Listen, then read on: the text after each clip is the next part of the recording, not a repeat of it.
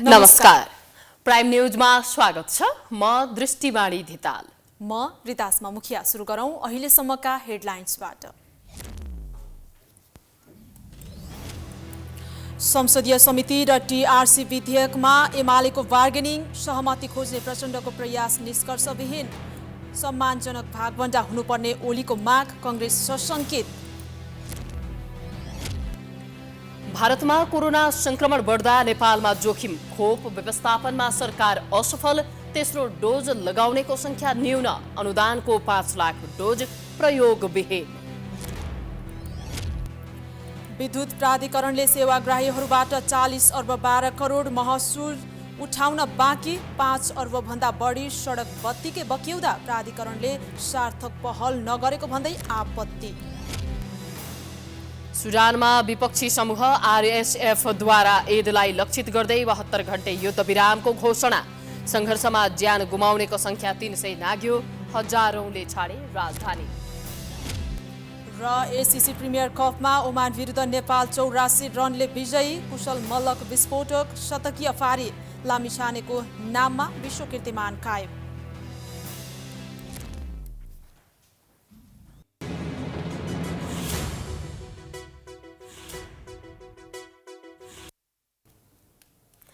Prime news अब विस्तारमा।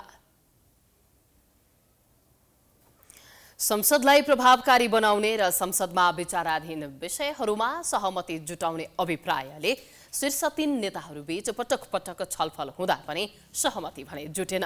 आज पनि प्रधानमन्त्री प्रचण्ड र नेकपा एमालेका अध्यक्ष केपी शर्मा ओली बीच झण्डै 1 घण्टा एक्लै छलफल भएको छ। छलफलमा पनि दुई नेताबीच सहमति जुट्न सकेन, तर यसले आशंका भने सृजना गरेको छ। शुक्रबार बिहान प्रधानमन्त्री तथा मन्त्री परिषदको कार्यालय सिंहदरबारमा नेकपा माओवादी केन्द्रका अध्यक्ष तथा प्रधानमन्त्री पुष्पकमल दाहाल प्रचण्ड र नेकपा एमालेका अध्यक्ष तथा प्रमुख प्रतिपक्षी दलका नेता केपी शर्मा ओली बीच करिब 1 घण्टा छलफल भयो। उनीहरूबीच समसामयिक राजनीतिको विषयमा छलफल भएको थियो। विशेष गरी बेपत्ता पारिएका व्यक्तिको छानबिन, सत्य निरूपण तथा मेलमिलाप सम्बन्धी विधेयक र संसदका विषयगत समिति तथा संयुक्त समितिलाई पूर्णता दिने विषयमा छलफल केन्द्रित थियो। नेकपा माओवादी केन्द्रले बेपत्ता पारिएका व्यक्तिको छानबिन, सत्य निरूपण तथा मेलमिलाप विधेयकमा एमालेको साथ खोजेको छ। त्यस्तै नेकपा एमाले 10 वटा विषयगत समितिमा 4 वटा समितिको नेतृत्व खोजेको छ भने संयुक्त समितितर्फ संसदीय सुनवाई समितिमा 4 सदस्य माग गरेको छ। तर नेपाली कांग्रेस एमालेका यी दुवै मागप्रति सकारात्मक नरहेको अवस्थामा माओवादी भने लचिलो रहेको बुझिएको छ। नेपाली कांग्रेस एमालेलाई लेखा समिति बाहेक अन्य समितिको नेतृत्व छाड्न तयार छैन भने संयुक्त समितिमा पनि 3 सदस्यभन्दा धेरै दिन तयार छैन। तर यो विषयमा नेकपा माओवादी केन्द्र पनि लचिलो रहेको बुझिएको छ। यस्तो अवस्थामा प्रधानमन्त्री र प्रमुख प्रतिपक्षी दलका नेता बीचको भेटघाटलाई अर्थपूर्ण रूपमा हेरिएको छ। तर छलफलमा सहमति नजुटेको एमाले अध्यक्षले प्रश्न पारेका छन्। तपाईहरु बसिरहनु भएको छ, बस्नु मात्रै भइरहेको छ कि केही निस्किरहेको छ? अहिलेसम्म त्यस्तै छ। बस्नु मात्रै भएको छ? त्यस्तै छ। आज के विषयमा कुरा भयो अध्यक्ष? विभिन्न समसामयिक विषय। केही सहमतिको नजिक पुग्नुभयो केही विषयमा? छैन। प्रधानमन्त्रीसँगको छलफल लगत्तै ओलीले एमाले संसदीय दलका उपनेता सुवास नेमवाङ र प्रमुख सचेतक पदम गिरीलाई छलफलको विषयमा जानकारी गराएका थिए। 4 वटा विषयगत समितिको नेतृत्व मागिरहेका र संसदीय सुनवाई समितिमा 4 सदस्य माग गरेका ओलीलाई प्रचण्डले 3 समितिको नेतृत्व लिन र सुनवाई समितिमा पनि 3 सदस्य लिन प्रस्ताव गरेका थिए। तर प्रचण्डको प्रस्तावमा ओली सहमत भएनन्। एमालेलाई दिनुपर्ने जुन संयुक्त समितिमा जुन प्रतिनिधित्व दिनुपर्थ्यो, 4 सङ्ख्या पुर्याउनु पर्थ्यो, त्यो उहाँहरू मान्न तयार नभइसकेपछि अहिलेको समस्या रहेको छ। यस सन्दर्भमा हाम्रो पूर्वगत अडान यथावतै छ, हैन? यसो मान्न सकिने कुरा हुँदैन। यदि सत्ता पक्षले खास गरी नेकपा यसलाई चाहिँ प्रतिनिधित्व संसदीय सुनवाई समितिमा प्रतिनिधित्व गर्नुपर्छ भन्ने लाग्छ भनेदेखि सत्ता पक्षकै ठुलो पार्टी नेपाली कांग्रेसले 4 वटा प्रतिनिधित्व पाउने स्थिति छ। त्यसमा उहाँहरूले नै आफ्नो चाहिँ सत्ता गठबन्धनभित्रका पार्टीहरूलाई चाहिँ सहयोग गरेर दिँदा भइहाल्यो। यसअघि सभामुखको संयोजनमा शीर्ष 3 दलका 3 नेता अर्थात् कांग्रेस सभापति देउबा, एमाले अध्यक्ष ओली र प्रधानमन्त्री प्रचण्ड निरन्तर छलफलमा थिए। तर शुक्रबारको छलफलमा देउबा छुटेका छन्। यसले कांग्रेसमा आशंका देखिएको छ। तर काङ्ग्रेसका मुख्य सचेतक रमेश लेखक भने दुई नेताको छलफललाई सकारात्मक रूपमा लिएको बताउँछन्। तर यति भन्दा भन्दै पनि उनले यस्तो भेटघाटबारे आफ्नो असन्तुष्टि भने चाहेर पनि लुकाउन सकेनन्। होइन, हामीलाई के शङ्का लागेको छैन। प्रधानमन्त्रीले प्रमुख प्रतिपक्षी दलको नेतालाई भेटघाट गर्ने कुरामा पनि शङ्का मान्नुपर्ने, आपत्ति गर्नुपर्ने कुनै कारण छैन। खाली कुरा के हो त भन्दा यी अहिले जे विषयहरू तत्काल गर्नुपर्ने विषय छन्, यी तत्काल गर्नुपर्ने विषय एकदमै शीर्ष नेताहरू नै बसेर सहमति गर्नुपर्ने खालका विषय हुन् भन्ने मलाई लाग्दैन। नेताहरूले अरू पनि मानिसहरूमा विश्वास गरेर ल तिमीहरू यो कुरा टुङ्ग्याउन त भनेर जिम्मा दिएर टुङ्ग्याउँदाखेरि राम्रो होला। अब उहाँहरू यस्तै चाहिँ त 10वटा विषयगत समिति बनाउने कुरा, सुनवाई समिति बनाउने कुरा, अनि चाहिँ त हाउसमा कुन समितिको सभापति कसले लिने भन्ने कुरामा शीर्ष नेताहरू अल्झिनु भयो भने यो देशमा त्योभन्दा ठुला गर्नुपर्ने काम चाहिँ त कसले गर्ने हो? राजनीति अस्थिर रहेको र थप अस्थिरताको सम्भावना कायमै रहेको अवस्थामा दुई नेताको गोप्य भेटघाटले सत्तापक्षभित्रै आशंका उत्पन्न भए पनि माओवादी केन्द्र भने सहमतिका लागि माओवादी केन्द्र लचिलो रहेको प्रतिक्रिया दिन्छ। माओवादी त यस्तो पार्टी हो, माओवादी केन्द्रको नेतृत्व त यस्तो नेतृत्व हो कि राष्ट्रको समस्या हल हुन्छ भने हर कुरामा चाहिँ लचक हुने। छलफलमा सहमति नजुटेको एमाले अध्यक्षले नै प्रश्न पारेका छन्। नेताहरूको अस्थिर र अविश्वसनीय चरित्रको कारण यो भेटघाटले पनि राजनीतिमा नयाँ सम्भावनाको आशंकालाई थप मलजल गरेको छ। आगामी आइतबार 3वटा निर्वाचन क्षेत्रमा उपनिर्वाचन हुँदैछ।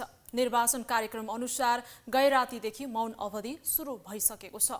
यस बीचमा उम्मेद्वारहरूले प्रत्यक्ष अप्रत्यक्ष चुनावी प्रचार गर्न पाउँदैनन्। तर चुनावी सभाका क्रममा प्रमुख दलका शीर्ष नेताहरूले तनहुँ, चितवन लगायतका जिल्लामा आमुख दलका उम्मेद्वारलाई मन्त्री बाँडेको भन्दै आलोचना भएको छ। उपनिर्वाचनको नतिजा आफ्नो पक्षमा पार्न राजनीतिक दलहरू हर तरहले लागेका छन्। वैशाख 10 गते हुने उपनिर्वाचनमा चितवन 2मा काङ्ग्रेस रासोपा र तनहुँ 1मा काङ्ग्रेस रासोपा बीच कडा प्रतिस्पर्धा हुने आकलन गरिएको छ। यसै गरी 12-2मा सत्ता गठबन्धनका उम्मेद्वार उपेन्द्र यादव र जनमत पार्टीका उम्मेद्वार शिवचन्द्र कुशवाहा बीच प्रतिस्पर्धा हुने अनुमान छ।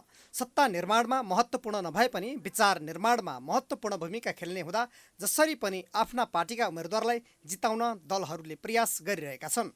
यसका लागि शीर्ष नेताहरू नै आफ्ना उम्मेद्वारलाई जनताले जिताएको खण्डमा मन्त्री बनाइदिने र त्यो क्षेत्रको चौतर्फी विकास हुने भन्दै मतदातालाई प्रभावित बनाएका छन्।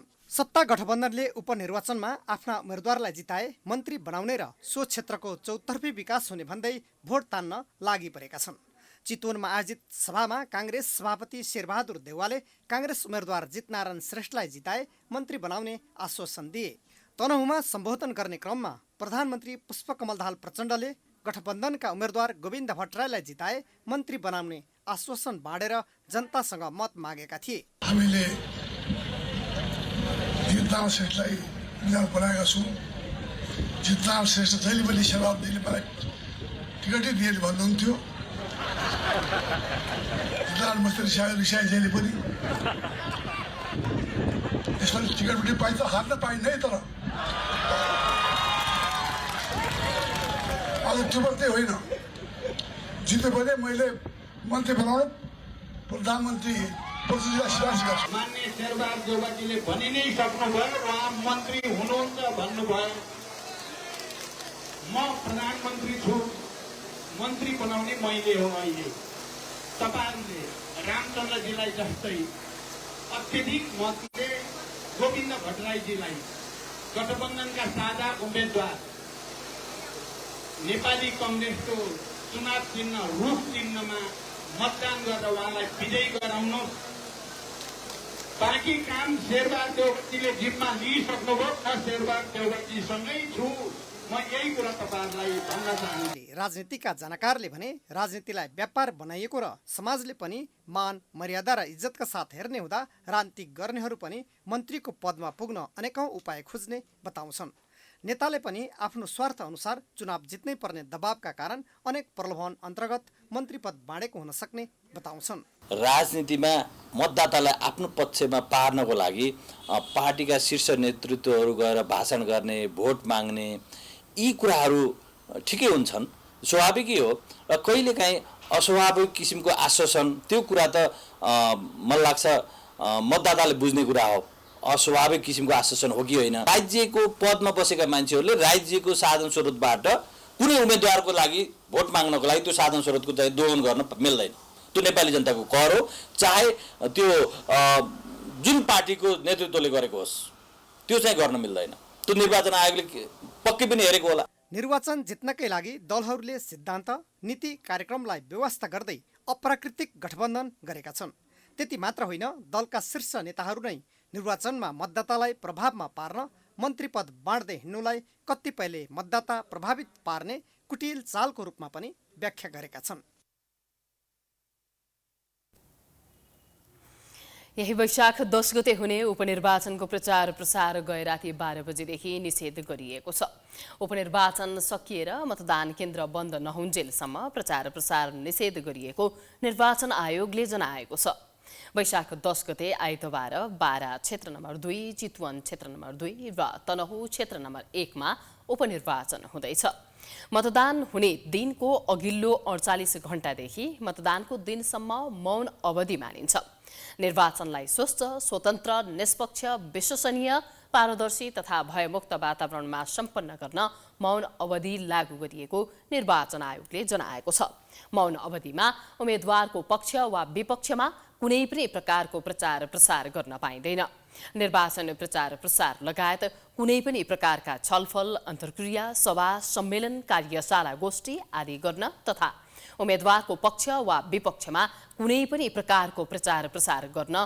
मत माग्न एसएमएस फेसबुक भाइबर जस्ता विद्युतीय माध्यम तथा सामाजिक सञ्जालबाट मत माग्न निषेध गरिएको निर्वाचन आयोगका सहायक प्रवक्ता सूर्य प्रसाद अर्यालले जानकारी दिए उपनिर्वाचन हुने क्षेत्रहरूमा आयोगले यसभन्दा पहिले नै आवश्यक पर्ने सामग्रीहरू कतिपय सामग्रीहरू जिल्लामै मौजातबाट चाहिँ चलाइयो कतिपय अब जिल्लाले वरपरका जिल्लाबाट पनि व्यवस्थापन गरेर मिलाउनु भयो भने वरपरबाट मिलाउन नसकेको जिल्लामा नभएका निर्वाचन सामग्रीहरू आयोगले आफ्नो स्टोरमा रहेको मौजातबाट पठाएर चाहिँ व्यवस्थापन गरेको छ साथै निर्वाचन आचार संहिता विपरीत वक्तव्य दिन प्रेस विज्ञप्ति निकाल्न प्रकाशन तथा प्रसारण गर्न सञ्चार माध्यमबाट जित वा हारको पूर्वानुमानका सामग्री प्रसार जस्ता कार्य नगर्न नगराउन आयोगले सम्बन्धित पक्षलाई आग्रह गरेको छ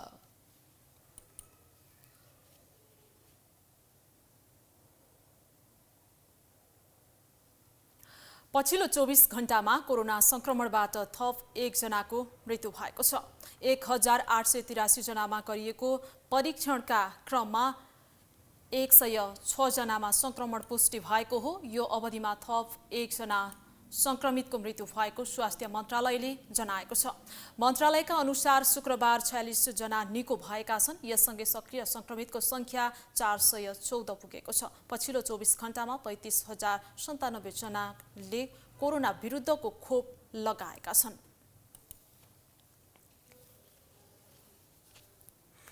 चीनले अनुदानमा दिएको सिनोभ्याक्स खोप नेपाल आइपुगेको 1 वर्ष बितिसक्दा पनि प्रयोगमा आउन सकेको छैन पहिलो डोजको रूपमा प्रयोग गर्नुपर्ने उक्त खोप म्याद सकिनै लाग्दा समेत भण्डारणमै थन्किएको छ कोरोना संक्रमण दैनिक जसो उकालो लागिरहेको छ भारतमा दैनिक 10,000 भन्दा धेरै संक्रमित थपिँदै गर्दा नेपालमा जोखिम बढ्दै गएको छ कोरोना भाइरस रोकथाम तथा नियन्त्रणका लागि एकमात्र उपचार भनेको कोरोना भाइरस विरुद्धको खोप नै हो अन्य देशहरूमा खोपको 4औं र 5औं डोज लगाइसक्दा नेपालमा भने तेस्रो मात्रा खोप लगाउनेको संख्यामा पनि निकै न्यून छ उपत्यका बाहिरका जिल्लाहरूमा पर्याप्त खोप लगाउने अभियान सञ्चालन हुन सकेको छैन यता विज्ञहरूले भने कोरोना संक्रमण बढ्दै जाँदा कोरोना भाइरस विरुद्धको खोप अभियान प्रभावकारी बनाउनु पर्नेमा जोड दिएका छन् विशेष गरी यो उच्च जोखिमको समूह चाहिँ सबैलाई भ्याक्सिन लगाउनु पर्यो जो चाहिँ भनौँ न ज्येष्ठ नागरिकहरू हुनुहुन्छ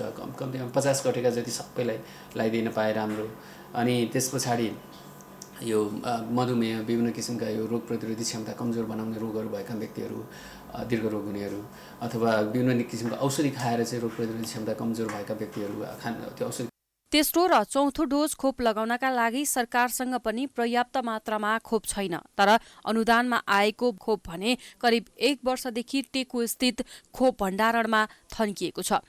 उक्त खोप नेपालमा प्रयोग नहुने भएरै थन्किएको हो। खोपको एक मात्रा पनि नलगाएकाहरूमा लगाउनु पर्ने खोप नेपालमा प्रयोग हुने अवस्था छैन, किनकि नेपालमा अधिकांश नागरिकले खोपको पहिलो र दोस्रो मात्रा लगाइसकेका छन्। यो अवस्थामा भण्डारणमा थन्किएको खोप खेर जाने अवस्था हुँदा समेत खोपको व्यवस्थापन हुन सकेको छैन। स्वास्थ्य तथा जनसङ्ख्या मन्त्रालयका सहप्रवक्ता समीर कुमार अधिकारीले खोपको व्यवस्थापनका लागि छलफल भइरहेको बताए। उक्त खोप अन्य देशमा पठाउने तयारी भएको उनको भनाइ छ। हामीले पहिलो मात्रामा आएका खोपहरू जुन पहिलो मात्रा मात्रै लगाउन मिल्छ, दोस्रो मात्रा मात्रै लगाउन मिल्छ, ती खोपहरू रहेका भए अहिले हामीले त्यसरी खोलेर लगाउन सक्ने अवस्था छैन, किनभने धेरै सबैजसोले पहिलो अथवा दोस्रो मात्रा लगाइसक्नु भएको अवस्था छ। बुस्टर मात्रा लगाउन मिल्ने खोपहरू मात्रै हामीले लगाउँछौँ। जुन मात्रा पहिलो मात्रा अथवा दोस्रो मात्रा मात्रै लगाउने खोप छ त्यसलाई बुस्टर मात्रामा प्रयोग गर्न मिल्दैन। त्यस्ता खोपहरू चाहिँ स्वाभाविक रूपमा अब हामीले प्रयोग गर्न नमिल्ने भएपछि हामीले अरू कहीँ कतै कुनै ठाउँमा प्रयोग गर्न सकिन्छ कि कुनै देशहरूमा बाँकी रहेका व्यक्तिहरूसम्म खोप पुर्याउन सकिन्छ कि भनेर सम्बन्धित देशहरूसँग समन्वय गरेर त्यसको व्यवस्थापन गर्ने बाटोहरू रहन्छ। चीन सरकारको सहयोगमा 2078 चैत 12 मा 35 लाख र चैत 14 मा 5 लाख डोज खोप नेपाल भित्रिएको थियो। सरकारले चीनबाट खोप ल्याउन विशेष विमान नै पठाएको थियो। खोप आइपुगेको करिब 1 वर्ष बितिसक्दा पनि प्रयोगमा आउन नसकेको हो। तथ्याङ्क अनुसार 40 लाख सिनोभ्याक आएकोमा हालसम्म एक मात्रा पनि प्रयोग नगरी टेकु स्थित भण्डारणमा थन्किएको हो।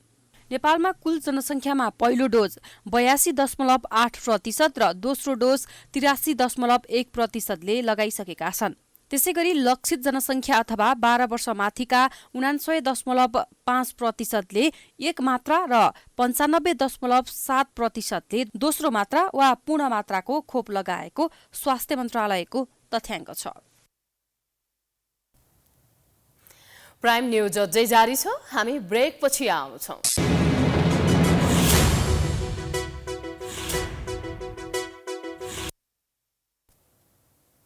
ब्रेकपछि पुनः स्वागत छ। अब बाँकी न्यूज। दाइजोको न्यूमा धनुषामा एक महिलालाई परिवारका सदस्य मिली हत्याको प्रयास गरेको घटना सार्वजनिक भएको छ।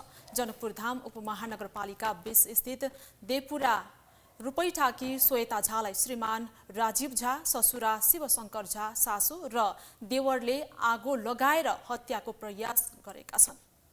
दाइजोको न्यूमा धनुषाको जनकपुर स्थित देवपुरामा श्रीमान, ससुरा, सासू र देवरले आगो लगाएर हत्याको प्रयास गरेका थिए। आगोले श्वेताको शरीरको 35% भाग जलेको छ। छातीको माथिल्लो भागदेखि तिग्रासम्म जलेको अवस्थामा श्वेता प्रादेशिक अस्पतालमा भर्ना भएपछि घटना सार्वजनिक भएको हो। अस्पतालको वर्णकक्षमा उनी 2 दिनदेखि उपचाररत छिन्। वैशाख 1 मई श्वेतामाथि आगो झोसिएको थियो, तर घटना बाहिरिने डरले उनका श्रीमानले घरमै थुनेर राखेका थिए। श्वेताको माइत भारत बिहार राज्यको दरभङ्गा जिल्लामा पर्ने कोठिया हो। काम विशेषले उनका बुबा जयकुमार झा धनुषा आएपछि छोरीलाई आगो लगाएर मार्ने प्रयास भएको घटना बाहिरिएको हो। हमरा इंसाफ चाही, एकर बाल बच्चा छै, एकर प्रतिपाल केना हेतै, तकरा लेल जे है से की संस्था की एहिठाम के प्रशासन की एहिठाम के जे मतलब छै महिला आयोग चाहे जे किछु छै से हमरा कनि कोअपरेट करे। उनले छोरी श्वेतालाई तत्कालै उपचारका लागि भारत दरभङ्गा लगेका थिए। त्यहाँ उपचार गराएपछि घटनामा संलग्नहरूमाथि कारबाहीका लागि जनकपुर धाम फर्किएका थिए। श्वेताका बुबाले छोरीलाई मार्ने प्रयास गर्नेहरूलाई कारबाहीका लागि वकिलहरूसँग सल्लाह गर्दा यहाँको अस्पतालमा उपचार गराउन भनेपछि जानकी हेल्थ केयरमा भर्ना गरेकी थिइन्। तर पछि सरकारी अस्पतालमा उपचार गराउनु पर्ने सल्लाह दिएपछि प्रादेशिक अस्पतालमा लगिएको थियो। श्वेता र राजीव बीच 10 वर्ष अगाडि सामाजिक परम्परा अनुसार विवाह भएको थियो। बिहे भएको 1 दशक भन्दा बढी समय बितिसक्दा पनि पटक पटक श्रीमानले दाइजोमा विभिन्न सामानहरूको माग गर्ने गरेको र नदिएपछि विगतमा पनि पटक पटक कुटपिट गरेको दुखेसो गरिन्। जे समाज में अभी भी औरत के जुल्म हमेशा होते रही आफ्नो बुझल से पीड़ित छी केना का हमरा ई सब समाज सेवी सब छी महिला के तरफ से कहै छी कते सहयोग होइ छै सब काम हमरा लेल सहयोग अहाँ सब कऽ रहल छी हमरा न्याय दिलाउ हमरा बाल बच्चा के हक जे छै वो दिला दिअ हमरा जे तरह से भऽ सके हमरा सहयोग करू। विवाह लगतै राजीव वैदेशिक रोजगारीका लागि गएपछि श्वेता 5 वर्षसम्म माइतमै बसेकी थिइन्। पीडित श्वेताका अनुसार श्रीमान विदेश गएपछि माइतमै बसेको र पतिको कमाई आफूले कहिल्यै नपाएको भन्दै सम्पूर्ण खर्च बुबाले नै गरेको बताइन्। वैशाख 1 गते ससुरा र देवरले समाती श्रीमानले आगो लगाएको बताइन्। घरमै मारिदिन्छु, भारतबाट को आउँछन् तलाई बचाउन भन्दै मोबाइल समेत खोसेको र उपचार गराउन समेत नलगेको उनले गुनासो गरिन्। उनका एक छोरी र एक छोरा छन्। छोराछोरीलाई समेत कुटपिट गरेपछि माइत पठाएको श्वेताले बताइन्। घटनाका विषयमा धनुषा प्रहरी भने अनभिज्ञ जस्तै छ। धनुषाका प्रहरीले अनौपचारिक रूपमा घटनाबारे थाहा पाएको र यथार्थ बुझ्ने प्रयास भएको बताएको छ। प्राइम एचडीका लागि धनुषाबाट चाँदनी झाको रिपोर्ट। सर्वोच्च अदालतले काठमाडौँ महानगरपालिकालाई सिंहदरबारभित्रको फोहोर 3 दिनभित्र उठाउन अन्तरिम आदेश दिएको छ। अधिवक्ता पदमबहादुर श्रेष्ठले दायर गरेको रिटमा सुनवाई गर्दै न्यायाधीश प्रकाशमान सिंह राउतको इजलासले सिंहदरबारभित्रको क्षेत्र राष्ट्रपतिको कार्यालय, शीतल निवास र प्रधानमन्त्री कार्यालयमा रहेको फोहोर उठाई अविलम्ब विसर्जन गर्न आदेश दिएको हो। महानगरपालिकाका मेयर बालेन्द्र शाहले संघीय सरकारले आफूहरूसँग समन्वय नगरेको भन्दै गत चैत्र 24 गतेदेखि ती क्षेत्रको फोहोर नउठाउन निर्देशन दिएपछि दुर्गन्ध फैलिएको छ।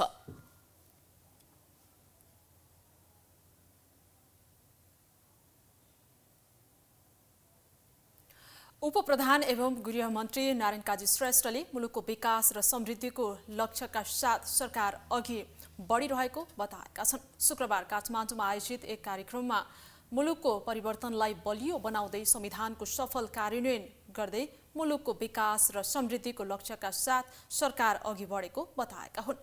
अर्थतन्त्रलाई चलायमान बनाएर तत्काल देखिएका समस्या समाधान गर्न सरकारको सम्पूर्ण ध्यान केन्द्रित भएको उनले बताए।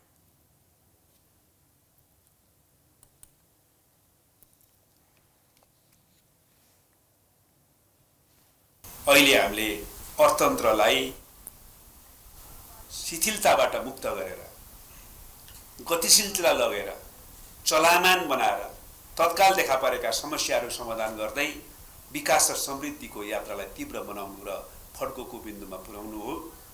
त्यो दिशातिर नै हाम्रो सम्पूर्ण ध्यान केन्द्रित हुनेछ। उनले निजी क्षेत्रलाई साथमा लिएर अर्थतन्त्रको तत्कालीन समस्या समाधान गर्न सरकारले निरन्तर छलफल गरिरहेको जानकारी दिए।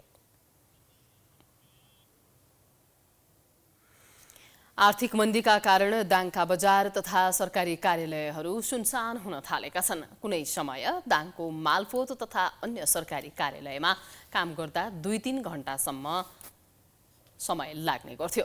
तर पछिल्लो समय मालपोत कार्यालय तुलसीपुरमा भने सेवा लिन जाने सेवाग्राहीको मात्रा कम हुँदै गएको छ। त्यस्तै बजार क्षेत्रमा पनि आर्थिक मन्दीको प्रभाव परेको व्यवसायीको गुनासो छ। पछिल्लो समय देशमा देखिएको आर्थिक मन्दीको प्रभाव जग्गा कारोबार गर्ने सरकारी कार्यालय र बजार क्षेत्रमा समेत देखिन थालेको छ। आर्थिक मन्दीका कारण दाङका मालपोत, भूमि सुधार तथा स्थानीय तहहरूमा सेवा लिन आउने सेवाग्राहीको संख्या घटेको छ। करिब 1 महिनादेखि तुलसीपुर स्थित मालपोत कार्यालय सुनसान हुँदै आएको कार्यालयको भनाइ छ। लगभग चाहिँ हाम्रो चैतको 1-2 गतिदेखि नै यो सुनसान छ। यो सायद चाहिँ यो आर्थिक मन्दीकै कारण होला। र अहिले चाहिँ जग्गा खरिद बिक्रीको कारोबार चाहिँ त्यति छैन, भएको छैन। फाटफुट रूपमा चाहिँ हुन्छ। जसो हाम्रो चाहिँ रोक्का बैङ्कहरूले चाहिँ नि रोक्का गर्न लगाएको चाहिँ रोक्का हुन्छ, फुकुवा पनि हुन्छ।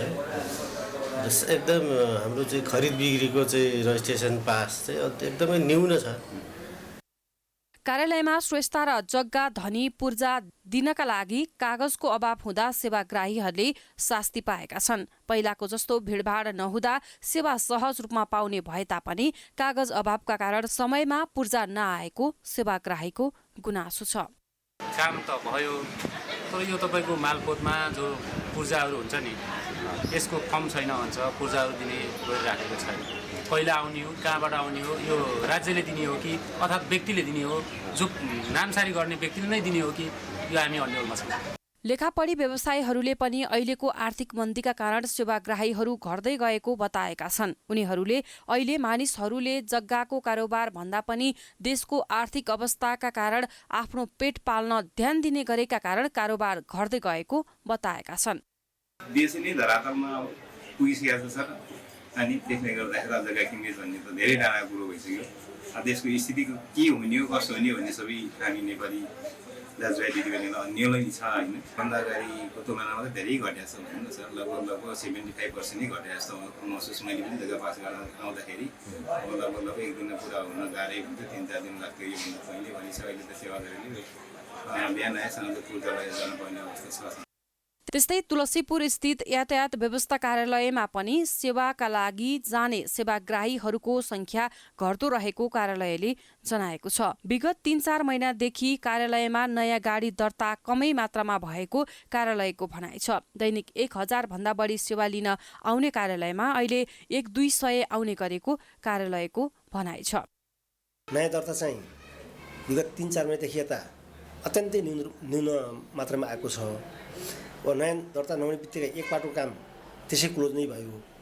फाटाफुट्टा नामसारी गर्ने, फाटाफुट्टा ठाउँसारी गर्ने, फाटाफुट्टा लगत कट्टा गर्ने सेवाग्राहीहरू बाहेक र बिलबुक नवीकरण गर्ने र मतलब लाइसेन्सको नवीकरण गर्ने सेवाग्राहीहरू बाहेक अरू खालका ग्राहकहरू नभइसकिएपछि यो सुनसान चाहिँ दिन प्रतिदिन बढ्दै गएको अवस्था छ। त्यस्तै आर्थिक मन्दीको प्रभाव बजार क्षेत्रमा पनि दिन प्रतिदिन देखिन थालेको छ। बजारमा ग्राहकहरू नहुँदा पसलहरू बन्द हुने अवस्था भएको व्यवसायीको गुनासो छ। सटरहरू दिन प्रतिदिन बन्द हुँदै गइरहेछन्। मान्छेहरू आम युवा युवतीहरू सब विदेश पलायन हुने सोचमै व्यस्त छन्। कृषि क्षेत्र जबसम्म एकदम उत्साहपूर्ण उत्पादन हुन सक्दैन तबसम्म समग्र क्षेत्र, चाहे रेडिमेड पसल हुन्, चाहे हार्डवेयर पसल हुन्, चाहे उद्योगहरू हुन्, चाहे तेल मिल, चाहे मैदा मिल, जे पनि हुन्, सबै चाहिँ यिनीको लागि आहारा पुग्दैन। पछिल्लो समय युवाहरू विदेश पलायन भएकै कारण पनि देशमा कृषि क्षेत्रमा उत्साहपूर्ण उत्पादन नहुँदा देशको अर्थतन्त्र समेत चलायमान हुन नसकेको विज्ञहरूको भनाइ छ। देशको अर्थतन्त्र केही मात्रामा चलायमान बनाउन राज्यले कृषि उत्पादनमा समेत प्रभावकारी योजना ल्याउन जरुरी छ। प्राइम एसटीका लागि दाङबाट सुमन केसीको रिपोर्ट। गर्मी बढेसँगै देशैभरका वनहरूमा डढेलोको जोखिम बढेको छ। दिनहुँ जसो वनहरूमा आगलागीका घटनाहरू भइरहेका छन्। गुल्मीमा डढेलो निभाउने क्रममा जलेर 1 जनाको मृत्यु भएको छ भने 1 जना गम्भीर घाइते भएका छन्। धुर्कोट गाउँपालिका 3 का 13 वर्षका दीपक मुखियाको मृत्यु भएको हो। पाल्पामा उपचारको क्रममा शुक्रबार बिहान उनको मृत्यु भएको जिल्ला प्रहरी कार्यालय गुल्मीले जनाएको छ। त्यस्तै आगो निभाउने क्रममा धुर्कोटकै 55 वर्षका धनबहादुर जोगी कुँवर घाइते भएका छन्। गम्भीर घाइते कुँवरलाई थप उपचारका लागि बुटवल लगिएको प्रहरीले जनाएको छ। धुर्कोट 3 स्थित हाडे बर्दवास जंगलमा बिहिबारदेखि लागेको डढेलो निभाउन गएका बेला उनीहरू जलेको प्रहरीले जनाएको छ। जंगलमा लागेको आगो निभाउन प्रहरी स्थानीय खटिएका छन्। आगो अझै नियन्त्रणमा आउन सकेको छैन। बिहिबार दिउँसो गुल्मीकै ईसा गाउँपालिका 5 स्थित चापटारी सामुदायिक वनमा लागेको आगो बस्तीमा पुग्दा 2 जनाको घर गोठ जलेर नष्ट भएको थियो। केही दिन यता मात्र गुल्मीका आधा दर्जन बढी स्थानमा आगलागीका घटना भइरहेका छन्। नेपाल प्रहरी, सशस्त्र प्रहरी र स्थानीय जनप्रतिनिधिहरू खटिएर आगो नियन्त्रणका लागि काम गरिरहेका छन्। उता स्याङ्जाका 62 वनमा डढेलो लागेको तथ्याङ्क डिभिजन वन कार्यालयले जनाएको छ। अहिले सबैभन्दा धेरै आगलागी वालिङ नगरपालिका भित्रका वनमा लागेको छ। वालिङका 20, पुतली बजारका 10, भिरकोटका 8, आदिखोला, फेदीखोला सब डिभिजन अन्तर्गत 8, चापाकोटका 6, अर्जुन चौफारीका 5, बिरुवा हरिनासका 5, गल्याङ कालीगण्डकीय सब डिभिजन अन्तर्गतका 2 वनमा डढेलो लागेको डिभिजन वन कार्यालयले जनाएको छ। प्राइम न्यूज अझै जारी छ, हामी ब्रेकपछि आउँछौँ।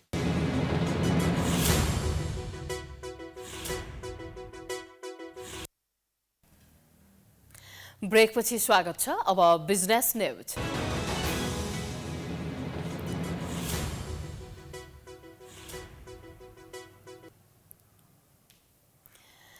नेपाल विद्युत प्राधिकरण सेवाग्राहीहरूबाट महसुल उठाउन चुकेको छ। प्राधिकरणले सेवाग्राहीहरूबाट 40 अर्ब 12 करोड विद्युत महसुल उठाउन बाँकी छ। यो गत वर्षको तुलनामा 10.15% बढी हो। सर्वसाधारणहरूले मासिक महसुल नतिर्दा घरमै गएर लाइन काट्ने प्राधिकरण ठूला कम्पनीहरूले अर्बौं रुपैयाँ लिन बाँकी रहँदा पनि चुपचाप छ। मुलुकको खस्किँदै गएको अर्थतन्त्र र आर्थिक मन्दीका बीच नेपाल विद्युत प्राधिकरणले सेवाग्राहीबाट 40 अर्ब 12 करोड विद्युत महसुल उठाउन सकेको छैन। प्राधिकरणले 67 ग्राहकबाट डेडिकेटेड र ट्रङ्क लाइनको मात्रै 19 अर्ब 95 करोड महसुल उठाउन बाँकी छ। यो रकम कुल 40 अर्ब 12 करोडको 49.72% मात्रै हो। प्राधिकरणले यसबाहेक सडक बत्तीको 5 अर्ब 18 करोड रुपियाँ रकम पनि उठाउन बाँकी छ। सडकमा बत्ती जडान गर्ने नगरपालिका र गाउँपालिकाले लामो समयदेखि विद्युत महसुल तिरेका छैनन्, जुन महालेखा परीक्षकको कार्यालयले सार्वजनिक गरेको 60औं वार्षिक प्रतिवेदनमा प्रष्ट उल्लेख छ।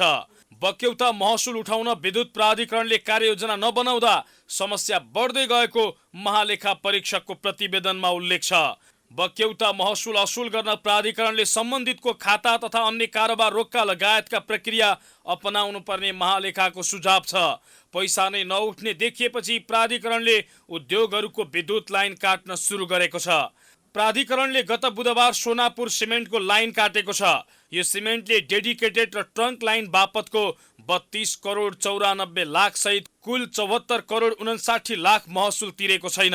यद्यपि सोनापुर सिमेन्टले लाइन काटिएको 5 दिनपछि तत्काल 8 करोड रुपियाँ बक्यौता भुक्तानी गर्ने गरी प्राधिकरणलाई पत्र पठाएको छ। तर प्राधिकरणको नियमअनुसार उद्योगले बक्यौताको न्यूनतम 25% रकम तिरेपछि मात्रै विद्युत जोड्न सकिने व्यवस्था छ। यस्तै प्राधिकरणले रोल्पामा सञ्चालित रोल्पा सिमेन्टको पनि लाइन काटिदिएको छ। यस उद्योगले पनि डेडिकेटेड समेत गरी 24 महिनादेखि 8 करोड 44 लाख 769 रुपियाँ तिर्न बाँकी छ। यसरी ठूला उद्योगहरूले महसुल तिर्न आनाकानी गर्दा पनि प्राधिकरणले कुनै एक्सन लिन नसक्नु निकम्मापन भएको भन्दै यसप्रति सरकारको ध्यानाकर्षण हुनुपर्ने अर्थविदहरू बताउँछन्।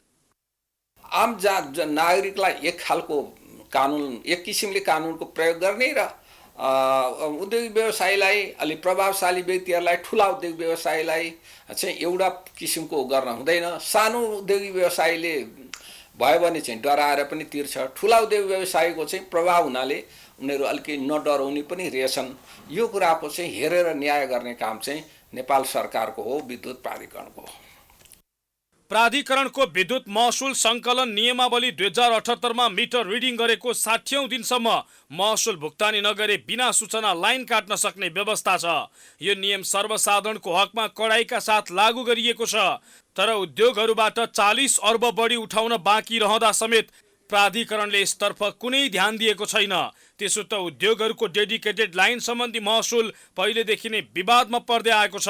2072 सालदेखि नै डेडिकेटेड लाइन लिएका उद्योगहरूले महसुल तिर्न आनाकानी गर्दै आएका छन्। डेडिकेटेड लाइनको महसुल नतिरे उद्योगहरूको लाइन काट्दा अरू घाटा बेहोर्न परेपछि प्राधिकरणले डेडिकेटेडको बक्यौता नतिर्ने उद्योगलाई पनि बिजुलीको सुविधा दिँदै आएको छ। नियमित महसुल उठाउने कामलाई प्राधिकरणले प्राथमिकता दिएको देखिँदैन।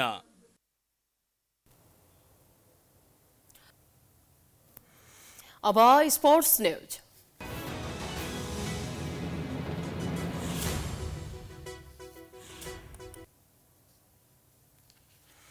पछिल्लो समय राम्रो लयमा रहेको नेपालले आज ओमान विरुद्ध शानदार जित हासिल गरेको छ। सुरुवात निकै खराब गरेको नेपालले ब्याटिङतर्फ मध्य क्रममा उत्कृष्ट प्रदर्शन गर्यो भने बलिङमा पनि कमजोर देखिएन। आजको खेलमा सन्दीप लामिछानेले विश्व कीर्तिमान कायम गरे भने कुशल मल्ल राष्ट्रिय कीर्तिमान कायम गर्न सफल भए। पहिलो 28 बल खेल्दासम्म नेपालले रनको खाता खोल्न नसक्दा 2 विकेट गुमाइसकेको थियो। त्यो मैदानमा टस हारेर पहिला ब्याटिङ गर्न आएको नेपालका ओपनरद्वय कुशल भुर्तेल र आसिफ शेख दुवैजनाले रनको खाता नखोल्दै आउट भएपछि नेपालको इनिङ धर्म रहेको थियो। त्यसपछि तेस्रो विकेटका लागि भीम सार्की र रोहित पौडेलले 54 रनको साझेदारी गरेपछि नेपाल सम्हालिएको थियो। रोहित 34 बलमा 23 रन बनाएर 18औं ओभरमा आउट भए। त्यसपछि भीम पनि 20औं ओभरमा आउट भए। भीमले 56 बलमा 33 रनको योगदान गरे। आरिफ शेख र कुशल मल्लले 5औं विकेटका लागि 75 रनको साझेदारी गरे। आरिफले 43 बलमा 29 रन बनाए। कुशल मल्लले 64 बल खेल्दै 9 चौका र 10 छक्काको मद्दतमा 108 रन बनाए। 19 वर्षीय कुशलले नेपालका लागि सबैभन्दा छिटो ओडिआई शतक प्रहार गर्ने कीर्तिमानी पनि बनाएका छन्। उनले 59 बलमा 9 चौका र 9 छक्का प्रहार गर्दै शतक पूरा गरेका थिए। कुशल ओडिआईमा नेपालका लागि शतक प्रहार गर्ने 6औं खेलाडी समेत बने। सोमपाल कामीले भने नट आउट रहेर 48 बलमा 63 रन जोडे। अर्का नट आउट ब्याटर करण केसीले 15 बलमा 29 रन बनाए। ओमनका सबै बलर खर्चिला रहे। आयन खान 2 विकेट लिन सफल रहे। नेपालले दिएको 311 रनको लक्ष्य पछ्याएको ओमनले 226 रन मात्र बनाउन सक्यो। 46.3 ओभरमा 9 विकेट गुमाएको ओमनका अन्तिम ब्याट्सम्यान घाइते भएका कारण क्रिजमा आउन सकेनन् र नेपाल 84 रनले विजय भयो। ओमनको इनिङ धरापमा पार्ने क्रममा आफ्नो पहिलो ओभरमै 2 विकेट लिएका सन्दीप लामिछानेले विश्व कीर्तिमान बनाएका छन्। लामिछानेले एक दिवसीय अन्तर्राष्ट्रिय क्रिकेटमा सर्वाधिक छिटो 100 विकेट लिने विश्व कीर्तिमान बनाएका हुन्। अफगानिस्तानका प्रख्यात बलर राशिद खानलाई पछि पार्दै उनले 100 विकेटको कोसेढुङ्गा पार गरेका हुन्। राशिदले 44 ओडिआईमा 100 विकेट लिएर सन् 2018 मा विश्व कीर्तिमान बनाएका थिए। त्यसलाई तोडेर सन्दीपले 42 ओडिआईमा 100 विकेट लिएका छन्। ओमनका लागि मोहम्मद नदिमले बनाएको 65 रन नै सर्वाधिक उच्च व्यक्तिगत स्कोर रह्यो। उनले 84 बलको सामना गरेर 7 चौका र 1 छक्का प्रहार गरे। यस्तै सन्दीप गौडले 56 बलमा 3 चौका तथा 2 छक्काको सहयोगमा 46 रन बनाए। नेपालका सन्दीप लामिछानेले 8 ओभरमा 45 रन खर्चेर 3 विकेट लिए। करण केसीले 8.3 ओभरमा 62 रन खर्चेर 3 विकेट लिए। दिपेन्द्र सिंह एरीले 7 ओभरमा 29 रन खर्चेर 2 विकेट लिए। ललित राजवंशीले 1 विकेट लिए। लगातार दोस्रो जितसँगै नेपाल सेमिफाइनलदेखि 1 कदम टाढा रहेको छ। पहिलो खेलमा नेपालले मलेसियालाई 6 विकेटले हराएको थियो। यस प्रतियोगितामा 10 राष्ट्र सम्मिलित छन्।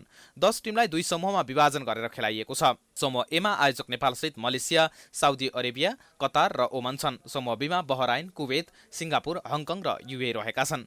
हरेक समूहमा शीर्ष स्थानमा रहने 2 टोलीले सेमिफाइनल खेल्नेछन्। फाइनल जित्ने टिम एसिया कपका लागि छनौट हुनेछ।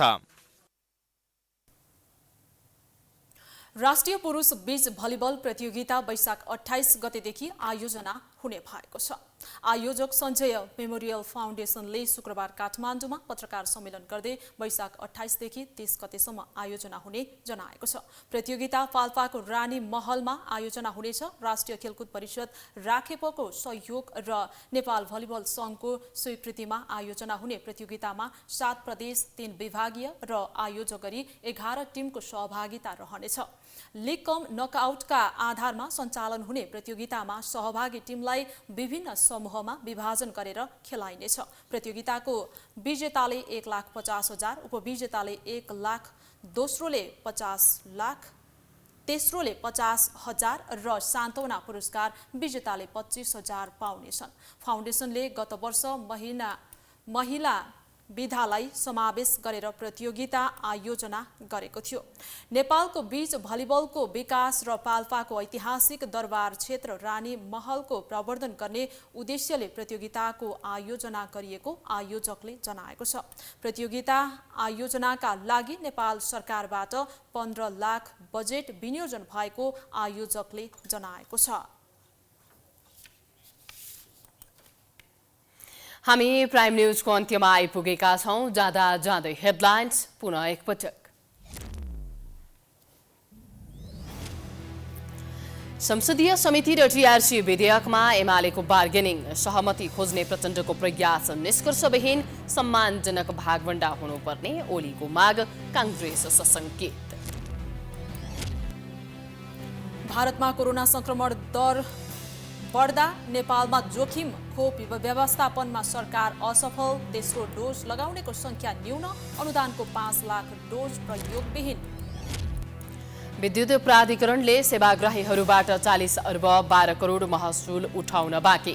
5 अर्ब भन्दा बढी सडक बत्तीकै बक्यौता प्राधिकरणले सार्थक पहल नगरेको भन्दै आपत्ति। सुडानमा विपक्षी समूह आरएसएफद्वारा ईदलाई लक्षित गर्दै 72 घण्टे युद्ध विरामको घोषणा। सङ्घर्षमा ज्यान गुमाउनेको संख्या 300 नाग्यो। हजारौंले छाडे राजधानी। र एसिसी प्रिमियर कपमा ओमान विरुद्ध नेपाल 84 रनले विजयी। कुशल मल्लको विस्फोटक शतकीय पारी लामिछानेको नाममा विश्व कीर्तिमानी कायम। प्राइम न्यूज अहिलेलाई सकियो। यसपछिको प्रस्तुति जनता जान्न चाहन्छन् ऋषि धमलाको साथमा। हेर्दै गर्नुहोला प्राइम टाइम्स। नमस्कार।